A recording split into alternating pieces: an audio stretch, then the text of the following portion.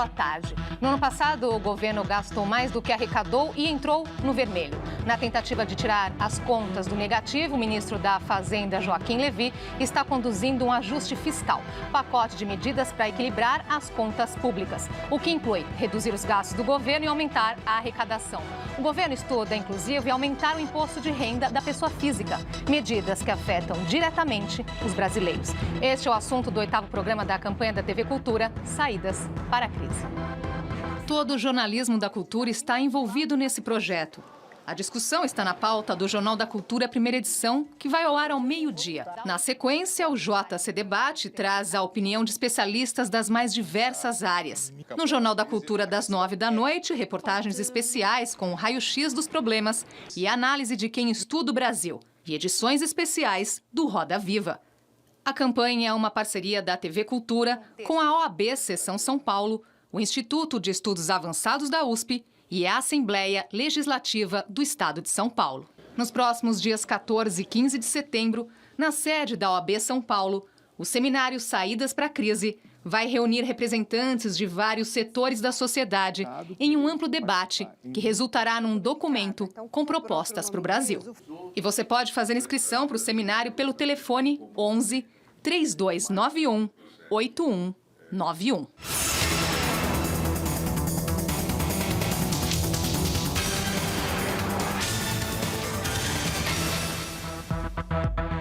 E para conversar com a gente sobre ajuste fiscal e reforma tributária, recebemos Gésner de Oliveira, professor de economia da Fundação Getúlio Vargas e sócio da Gol Associados, e Alexandre Jorge Chaia, economista, professor de finanças do INSPER e sócio da Artesanal Investimentos. Participe aqui da nossa conversa, mande suas perguntas através da internet ou via Facebook. Os endereços estão aí na sua tela. Boa tarde, obrigada por ter aceitado o nosso convite. Boa tarde. Começar então com essa notícia aí mais recente do ministro Joaquim Levy, dizendo que não descarta a possibilidade de aumentar o imposto de renda da pessoa física. Então o ministro comparou aí o que nós pagamos de impostos com os países da OCDE. É uma comparação justa no sentido de que o retorno que esses países têm do pagamento de impostos é o mesmo que nós temos em áreas aí como saúde, educação, segurança? Olha, eu acho que não. Eu acho que não. Porque, embora o imposto de renda pago seja menor do que a média dos países da OCDE, a carga tributária no Brasil é maior do que a média dos países da OCDE. Essa é a primeira razão. Nós temos uma carga tributária em torno de 37%, que é ligeiramente superior à média dos países da OCDE. Segundo ponto, a qualidade dos serviços que o setor público oferece no Brasil é certamente muito inferior à média dos países da OCDE. Costuma-se dizer que a gente tem imposto escandinavo e serviço africano. Essa que é a verdade, os serviços são péssimos no Estado. Então, a produtividade do setor público é muito baixa. Então, esse tem que ser o foco. Precisa aumentar a produtividade do setor público, se concentrar em fazer mais com menos, em reduzir gasto, em reduzir o tamanho do Estado, vender ativos, abater dívida, reduzir o gasto com juros e aí sim melhora a situação e não aumentar imposto. A questão é exatamente essa. Além de se ter uma carga tributária realmente no total da economia maior, o problema é que, apesar da baixa carga tributária em cima da população que paga imposto, que são os trabalhadores, a qualidade de serviço, que é o que você comentou, é muito baixa. Então, acaba que quem tem uma renda maior, ou quem acaba pagando mais, a alíquota mais alta, que existe também uma alíquota mais baixa, que ele não quer mexer, provavelmente vai querer mexer na alíquota de quem ganha mais, levando a mais essa base. Ela acaba consumindo outros serviços. Então, você vai pagar escola, você paga saúde, você paga segurança privada, você acaba envolvendo outros custos relacionados a isso, que faz com que a carga tributária realmente já seja maior até do que a deles. Porque os custos indiretos que a gente tem, pelo não serviço que é prestado pelo Estado, acaba gerando exatamente esse custo maior. E se ele aumentar, ainda vai aumentar mais o nosso custo. Quer dizer, ele está propondo o que é o contrassenso da situação. Ele está propondo um aumento de gastos, né, da gente, aumentando nossa carga tributária, sem necessariamente reduzir a minha despesa do outro lado. Eu vou continuar gastando segurança, saúde, educação igual que eu gasto hoje, e eu vou ter menos renda disponível. Agora, uma outra questão aí é que a nossa carga tributária ela se concentra bastante no consumo. consumo, não é, Gessner? Qual que é o resultado disso, professor? Olha, há uma concentração da carga, há muitos impostos indiretos no Brasil, né? Na verdade, o imposto de renda até é um imposto direto. Nesse aspecto até é positivo, porque ele taxa mais quem ganha mais. Então, nesse sentido, ele é progressivo, né? Se fala que é algo que melhora, em tese, a distribuição de renda. Mas no Brasil tem muitos impostos indiretos. As pessoas não sabem, mas quando compram qualquer produto da cesta básica, qualquer produto, um refrigerante, quando compram qualquer tipo de alimento, eles estão pagando imposto. E é nesse caso do consumo, pobres e ricos acabam pagando a mesma coisa. Exato. E quando a gente trata iguais, quando a gente trata pessoas que são desiguais da mesma forma, ou seja, com a mesma alíquota, é injusto. Então, é regressivo. Quer dizer, nosso sistema tributário, ele é regressivo por vários motivos, mas um deles é porque ele tem uma grande parcela de impostos indiretos, que têm a mesma alíquota, o mesmo tratamento, tanto para pobres quanto para ricos. Isso faz com que o nosso sistema tributário não ajude a distribuição da renda.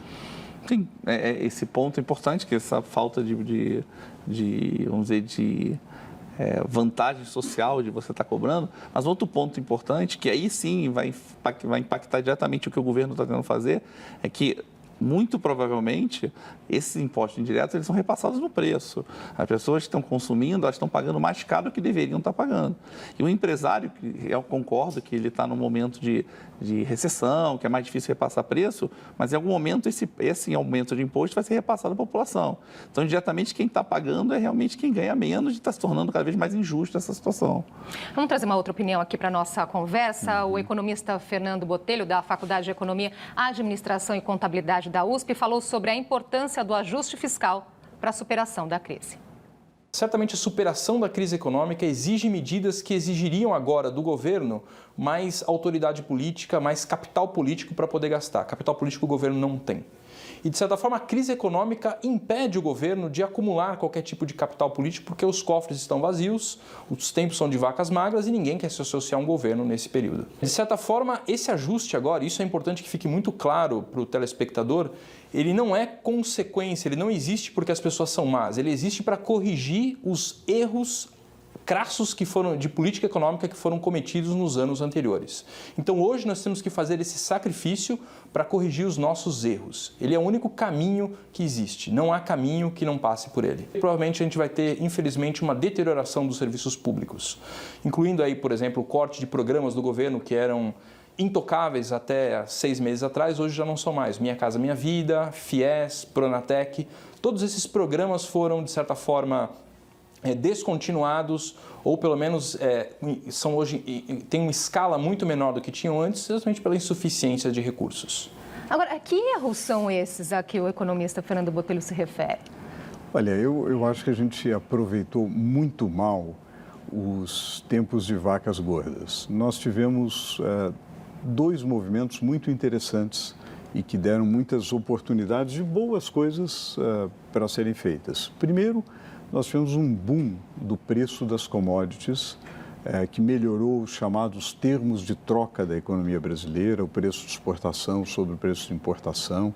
Isso foi um boom sem precedentes na história econômica do Brasil e que ajudou a renda, ajudou o crescimento. Segundo, nós tivemos movimentos muito saudáveis, que vários outros países também tiveram, de formalização da economia, de haver menos informalidade, portanto, menos sonegação. E a arrecadação aumentou muito em função disso. Então, houve um ganho de arrecadação pelo crescimento da renda e também um ganho de arrecadação por um processo de formalização da economia, ambos saudáveis.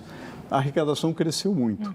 O problema é que, junto com esse crescimento da arrecadação, não houve qualquer preocupação de um crescimento moderado da despesa e uma divisão da despesa com foco em investimento e não em gasto corrente, em gasto de custeio. Resultado, as despesas cresceram de uma maneira explosiva a arrecadação, enquanto tinha arrecadação, isso acompanhou, só que chegaram os tempos de vacas magras. Nós não temos mais o boom de commodities e não há como mais ter esse crescimento enorme em função da formalização. Já houve esse processo e agora há um desequilíbrio que precisa ser corrigido. Não há saída fácil para esse desequilíbrio. Esse efeito que se perdurou praticamente por uma questão basicamente de sorte, mas do início do governo Lula até 2008, que esse crescimento de preço de commodities associado a uma redução dos riscos países, de todos os países todos emergentes reduziram o risco, conseguiram captar dinheiro mais barato, houve um boom de investimento nos países, fez com que a gente crescesse a quantidade de produção e aí o governo foi elevando, vamos dizer, o seu gasto. O problema todo é que a qualidade do gasto que o chefe está falando que é importante. A gente não gastou, na verdade. O programa social é importante, porque teve uma inclusão social grande, mas o resto foram gastos que não trouxeram benefício a longo prazo para o país. Então, se o país não conseguir investir em educação, desenvolver mais a preparação das pessoas, dificilmente esse gasto que foi não vira investimento, ele vira, na verdade, gasto corrente.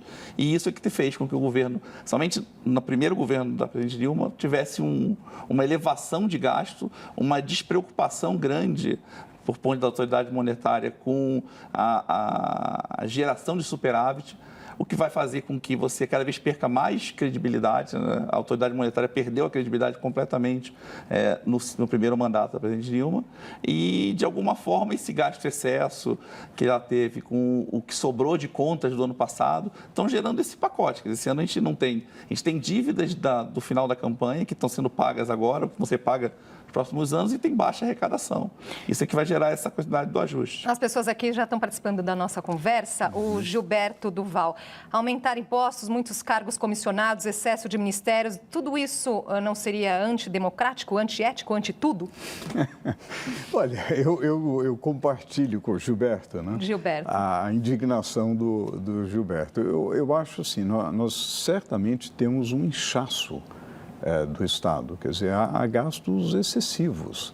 Cada real que se pretende, com um imposto novo, colocar no Estado, ele está sendo mal gasto. Então, a gente precisa parar e pensar como que a gente pode gastar melhor, como que a gente pode aumentar a produtividade do Estado. Vários segmentos da economia aumentaram muito sua produtividade. O agronegócio brasileiro é o exemplo típico, que aumentou muito a sua produtividade. Algo semelhante tem que ocorrer com o Estado. É claro que o Estado é fundamental, é importante, tanto no plano federal, estadual, quanto municipal, mas ele precisa ser mais produtivo. Cada real precisa ser muito bem gasto e não está sendo bem gasto. Uma maneira de se fazer isso recentemente houve uma pesquisa avaliando quanto que o Estado, uma pesquisa da Firjan, quanto que o Estado poderia vender de ativos, sem grandes mudanças estruturais na economia, quanto ele poderia vender de ativos para abater dívida. A dívida hoje bruta representa algo como 64% do PIB. Ele abate dívida e isso reduz os gastos financeiros que ele tem, reduz o quanto ele gasta de juros, que hoje chega a 8% do PIB. Que é gasto de juros. Então, se ocorre isso, já melhora a situação do Estado. E as medidas que o Gilberto propõe, como redução de número de ministérios, redução de programas que são ineficientes, na medida, são coisas que precisam fazer dentro dos termos da lei, respeitando os direitos, etc. Mas são medidas que, às vezes, as pessoas falam, não, mas isso é pouco. Não é pouco. Porque também tem um efeito demonstração importante. Quer dizer, qualquer entidade séria que quer fazer um programa de austeridade tem que dar exemplos, sim, tem que ter efeito de demonstração. Eu acho que é saudável. Eu acho que, agora, é um conjunto de medidas. Não tem a bala de prata. É um conjunto de medidas para realmente promover esse ajuste fiscal. Essa ideia da figura que o governo tem que passar a imagem que ele está querendo cortar é que o que não acontece nesse governo. Quer dizer, ela, em momento nenhum, ela se propõe a reduzir os custos do governo. Então, está preocupando em aumentar a receita e a população é que tem que reduzir sua carga de consumo. Se a gente colocar na balança aí o que é corte de gasto, né, o que é aumento de arrecadação nesse ajuste fiscal, como é que fica? Eles querem muito mais aumento de arrecadação do que corte de gasto. O governo não vê, até porque tem um problema sério legal. Quer dizer, você tem hoje um funcionário público, uma estrutura pública, tirando o cargo comissionado ou um cargo que não tem um processo de contratação formal, dificilmente você consegue reduzir esse custo no curto prazo. O que você precisa fazer é ganhar eficiência no Estado. Quer dizer, com o mesmo número de funcionários, eu teria que atender o dobro ou melhorar a eficiência, né? Não é aumentar gasto com mais salários, mas sim aumentar, na verdade, a eficiência das pessoas. E isso é que faria com que, de alguma forma, o dinheiro que já está colocado, que eu vou ter que pagar, a conta vai ser paga de qualquer jeito. Eu já tenho que pagar os funcionários, eu tenho que pagar a estrutura, eu não tenho como reduzir essa estrutura de forma, a não ser vendendo, e eu concordo que o principal caminho era vender hoje os ativos do Estado, mas você não consegue descontratar como se faz no setor privado. Então, você tem que saber como otimizar esse recurso. E outro ponto importante da dívida que já levantou é a dívida hoje, a dívida bruta, ela está chegando um pouco mais de 64%, deve estar em 66% mais ou menos. Mas a tendência é chegar a uns 70% até o fim do governo da Dilma, se ela não mudar exatamente essa política de não superávit. Só que se você pegasse no final do governo Lula, por conta de condições econômicas que não vão se repetir, mas que eram vigentes na época, ele estava tendendo para uma relação de dívida PIB líquida, tirando o que eu tenho de investimento de operação, na faixa de 35%. Quer dizer, olha, você vê o descontrole de 4 anos em termos de gasto, ela elevou a dívida de 35% para alguma coisa em torno de 50%, 55% de dívida líquida hoje, gastando por quê? Porque a política econômica anterior, foi muito mais de desenvolvimento, foi, eu prefiro dar mais crédito, mais consumo, mais renda para o trabalhador do que parar de gastar. Isso é que está gerando o buraco que a gente está pagando hoje. Precisa fazer uma pausinha aqui na nossa conversa, a gente volta já.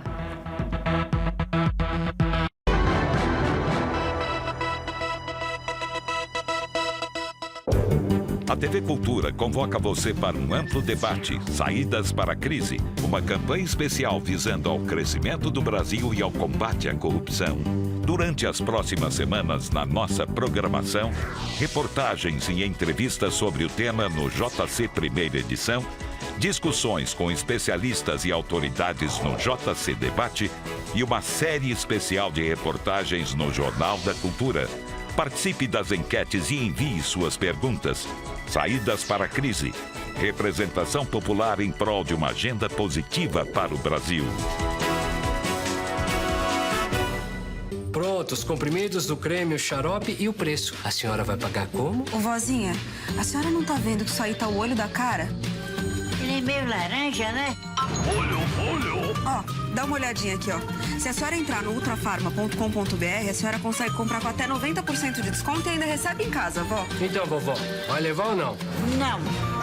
Esse é irmão desse, seus olhudos. Fuja de quem cobra o olho da cara. Ultrafarma, porque economizar também faz bem para a saúde. Pra onde vamos? Pra escuridão.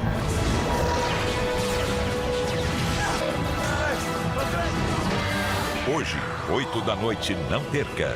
Doctor Who. Rádio Cultura Brasil.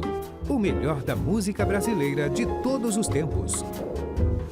Acesse culturabrasil.com.br. Séries, matérias especiais, programação musical de qualidade. Cultura Brasil. Brasil o tempo todo.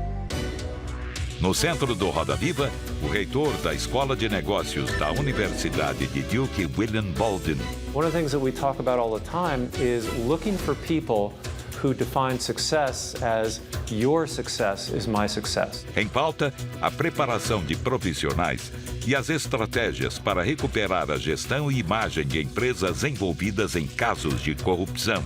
Quinta, 11h30 da noite, Roda Viva Internacional.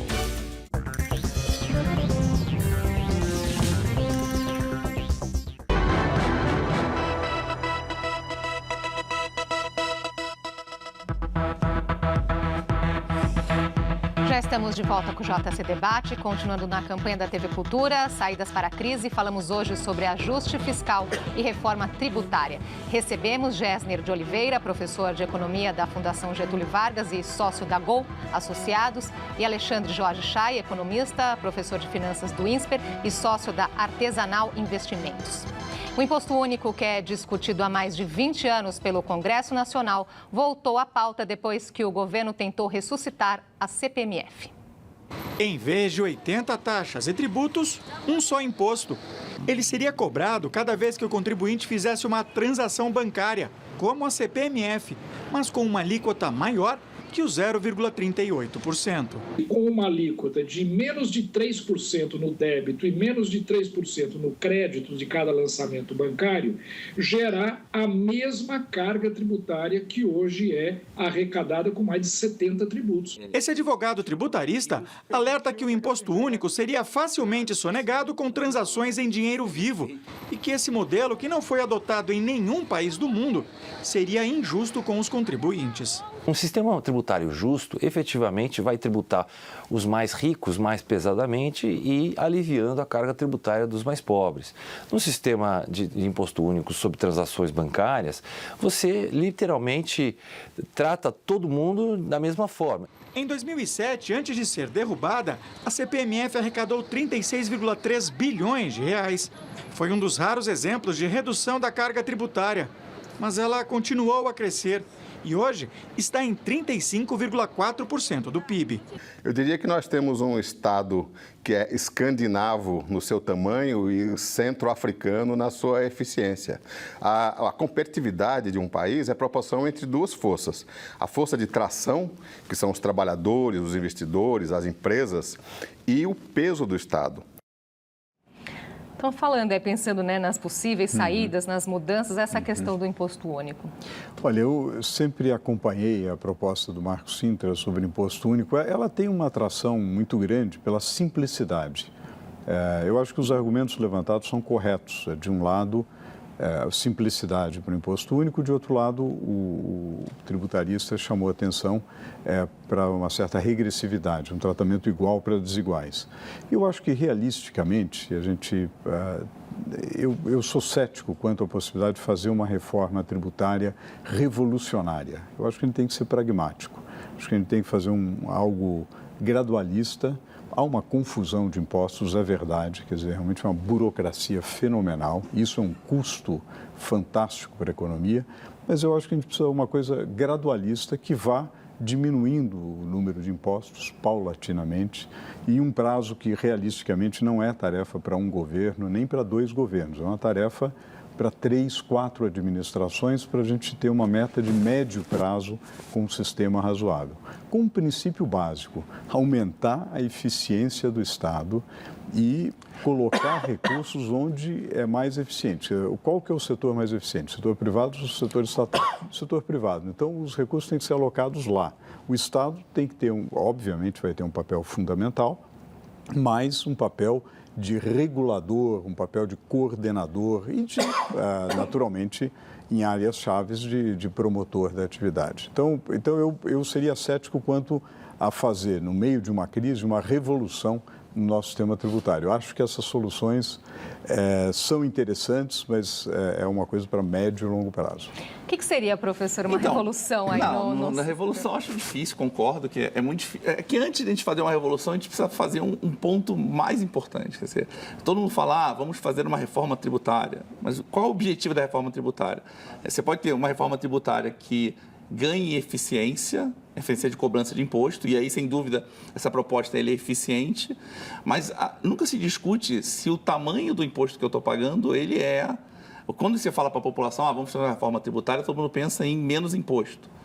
Só que você tem que primeiro decidir o que você quer do ponto de vista de país. Quer dizer, eu quero ter uma carga como a Escandinávia, exatamente alta, e eu tenho que propor serviços para isso, ou não, eu não quero ter uma carga mais baixa, mas eu vou ter menos serviços. A decisão é sempre, não se entra no mérito dessa questão, se é melhor você gastar mais o Estado ou menos o Estado. Eu concordo, que eu acho que o Estado é ineficiente, ele tem estruturas muito rígidas, é essa própria questão. Mas se eu crio um imposto único, o que eu fiz nos últimos 10, 15 anos, eu gerei para a Receita Federal uma quantidade de recursos e de tecnologias para ela exatamente poder fechar esse cerco. A partir do momento que eu criei o imposto único, o que vai acontecer? Eu não preciso mais dessa estrutura, eu regulo os bancos e cobro dos bancos. Só que eu não vou mandar embora o pessoal fiscal, eu vou manter a mesma estrutura de fiscal, o mesmo custo, só que eu não consegui eficiência na máquina. Então, o primeiro ponto, acho que nesse imposto único e na própria reforma tributária, o que o Brasil quer, e ninguém se discute isso, em momento nenhum, nem na eleição presidencial, falou: o Brasil quer gastar mais ou quer gastar menos? Eu quero gastar mais com educação, eu quero gastar mais com Bolsa Família. Isso é uma decisão vamos dizer, do país. O país tem que decidir isso. E depois como eu vou gerar os recursos para isso? De forma mais eficiente. Eu concordo que a nossa carga tributária ela é muito emaranhada, isso só gera mais estrutura governamental, porque você precisa ter mais fiscalização, gera mais custo. Mas o que eu tenho que decidir é isso, é o tamanho do Estado que eu quero ter, a eficiência desse Estado, e depois a discussão de um imposto. Que esse imposto sobre transação financeira é totalmente injusto, porque cadeias que produzem muitos ciclos de compras e vendas vão encarecer demais o preço total da operação. Enquanto uma cadeia que é menos, ela é mais verticalizada, você vai verticalizar as suas empresas, as empresas vão fazer tudo para poder exatamente não circular recurso internamente nelas. Olha, Simone Ferreira de Santana do Parnaíba. Acho extremamente válida e lúcida a ação de otimizar o Estado, vender ativos, mas não seria esse também um bom momento para o governo rever a taxação sobre grandes fortunas e começar a fazer com quem tem mais dinheiro pagar mais? Olha, eu sempre acho muito justo a ideia de quem tem mais paga mais. O problema é que você fazer valer isso é tão complicado, muitas vezes, e normalmente quem tem mais recursos para fazer planejamento tributário. Então, o custo para eu arrecadar esse montante adicional, em geral, é relativamente alto. Eu acho que a minha opinião é que nós deveríamos tornar mais eficientes os impostos mais importantes que nós temos. Mais eficientes o imposto de renda, eu não digo mais imposto, eu digo mais eficientes, quer dizer, uma arrecadação, uma burocracia mais... O que é mais eficiente, mais transparente, uma burocracia menor, mais simplicidade, mais simplificação. Nós temos o imposto de renda, temos também os impostos sobre valor agregado na produção, né? Então, o IPI é um exemplo, o ICMS é um exemplo. Então, um esforço de racionalizar esses impostos, acabar com a guerra fiscal entre os estados. Isso tudo são tarefas extremamente difíceis, devem ser feitas ao longo do tempo. Agora, nós temos um problema preliminar, nós temos um rombo. Estamos no meio de uma crise e precisamos resolver. Eu acho assim, a gente critica o ministro Levi por querer aumentar imposto, mas tem um problema. Temos um problema que a gente tem um buraco nas contas públicas. Então, nós precisamos de uma série de medidas para fechar esse buraco. A série de medidas... Por onde começar a fechar esse buraco? Passa pela venda de ativos, abatimento de dívida, portanto, redução de juros sobre a dívida, também passa por efeitos de demonstração de redução de gastos que não são tão grandes, quer dizer, mais de 3/4 do gasto é rígido, não dá para mudar no curto prazo. Tem custeio e investimento que dá para mudar, fazer todo o esforço para que a tesoura caia no custeio e preserve o investimento. Então, só para a gente concluir, na verdade, eu acho que a imagem do governo cortando, ela mesmo que pouco, ela é importante, porque a ideia que se passa é só eu sofro, o governo não sofre. Quer dizer, a própria presidente, quando falou do